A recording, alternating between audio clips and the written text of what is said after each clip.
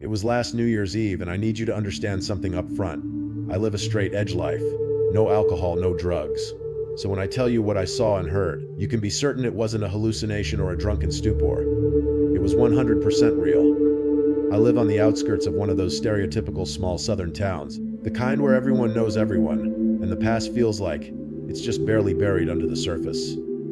My friend Darren lives with his family in one of the richer neighborhoods, the kind that's only accessible by those dark, winding country back roads that seem to swallow the light from your headlights. The journey there was always unnerving. The road was bumpy, unkempt, and so narrow it felt like the dense, leafless tree lines on either side were walls closing in. The only sign of any other life was a lone shack that looked like it had been abandoned for decades, though I'll admit, sometimes I thought I saw a light on inside. A flicker in the darkness I always wrote off as a trick of the eye. That night, the cold had finally set in after a long warm period, and the newly frigid air made the drive feel even more isolating. I had my brights on, a necessity on a road that dark. A few minutes in, on a rare straight section, my lights illuminated something ahead, something white against the profound blackness of the trees. As I got closer, the shape resolved into a person. A woman, standing completely still on the side of the road, her back to the forest. She was wearing a white dress or a gown, something utterly inappropriate for the freezing temperature. She wasn't moving, wasn't trying to hide. Just standing, a statue in the periphery. I didn't slow down, a decision I now credit with saving my life. As I passed her, I caught her in my rearview mirror, and my blood ran cold. She had turned her body, pivoting in that one spot to follow the path of my car, her form now illuminated in the hellish red glow of my taillights. It was a deliberate, unnatural movement. That was the first crack in the reality of that night. The party at Darren's was a welcome relief, a bubble of light and ladder in the clearing his house occupied. We celebrated, watched the ball drop, and slowly everyone trickled out. I stayed behind to help clean up, a usual courtesy, and by the time I left, my car was the only one left in the gravel circle. The bubble was about to pop. I got in, started the car, and a low tire pressure light came on. I almost panicked until I remembered the cold weather often caused that with my older model car. I figured I'd be fine to get home. I briefly considered taking the long way, the other road that would add 20 minutes to avoid that woman, that road. But it was late, and I was tired. I chose the path of convenience, a decision that nearly cost me everything. I wish I could go back and scream at my past self to take the long way. Not even a few minutes down that same dark road, I knew I was wrong about the tires. I could feel it, a grinding, a shudder. The car dragged to a dead stop. I got out, plunging myself into a darkness so complete it felt solid. With my phone flashlight, I scanned my tires, and my heart sank into my stomach. Every single one. All 4 tires had been shredded, torn apart as if by the claws of some massive, enraged animal. This wasn't a slow leak from the cold. This was deliberate.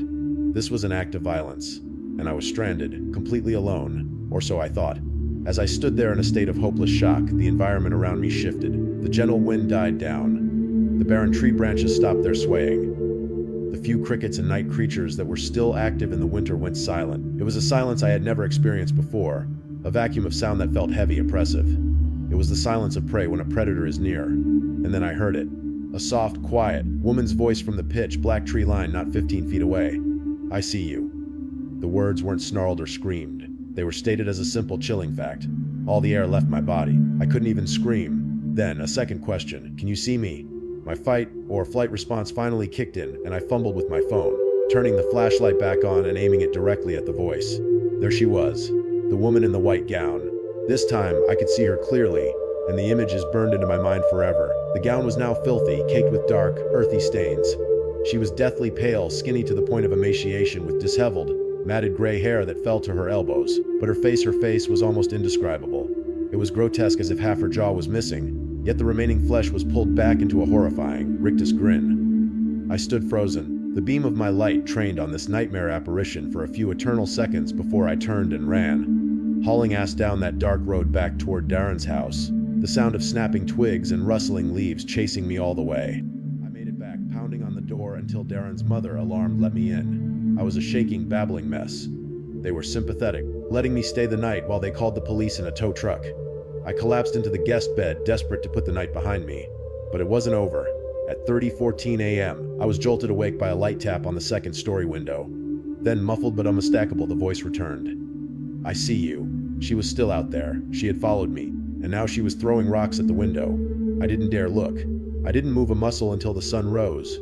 In the morning, Darren's father found a large, rusty knife in the yard, the presumed tool used on my tires. The police searched the area and later checked the shack. They found no one, but they reported dead. Gutted wildlife sprawled throughout the surrounding woods. The woman was never found. The scariest questions, the ones that still haunt me, are how she was able to track me down to a house she shouldn't have known, and with so much of her face mangled.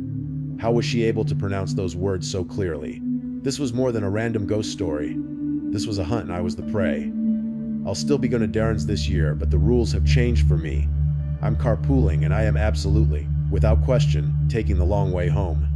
That experience in the South was a confrontation with something ancient and wild, a predator that lived in the forgotten spaces.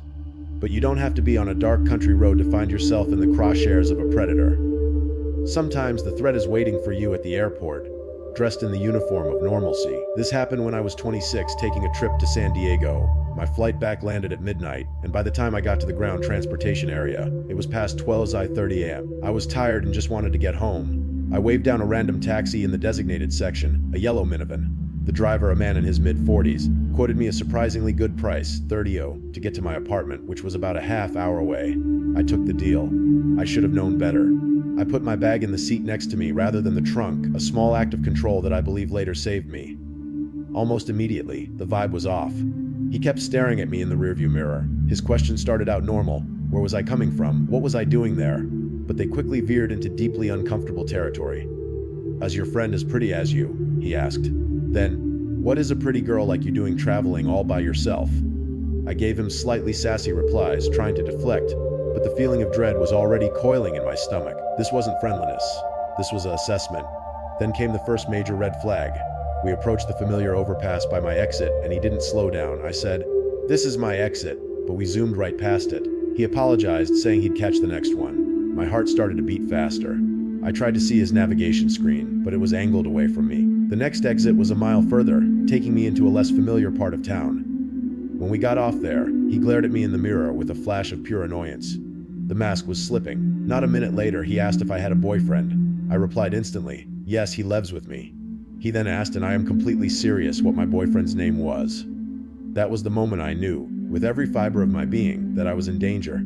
This was an interrogation. He was building a profile, seeing how connected I was, who would notice if I went missing. I told him I was putting my headphones in, and I did, even though they were dead. I just needed a barrier.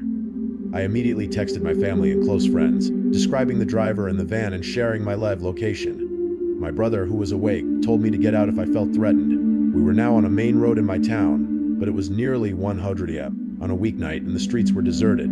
We stopped at a red light, and I felt his menacing glare in the mirror again. And then I saw it, a miracle.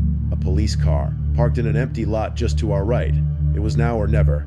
In a split second, spur of the moment decision, I grabbed my bag, slid the van door open, and leaped out. He started yelling, "What are you doing?" and tried to close the power door, but I forced it open and ran sprinting toward the police car. He didn't get out. He didn't chase me for his money.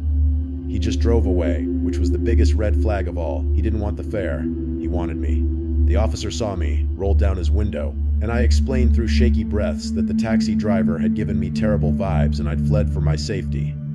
He agreed to drive me home, and I was at my apartment door in under 10 minutes. I thought the nightmare was over. I was wrong. Just as I got into bed, there was a knock at my front door. My blood went cold. He had my address. What if it was him? The knocks persisted for several minutes, then went silent, then started again. I never left my room. The door was locked, and that was my only line of defense. The next day, I was at work when my neighbor George called.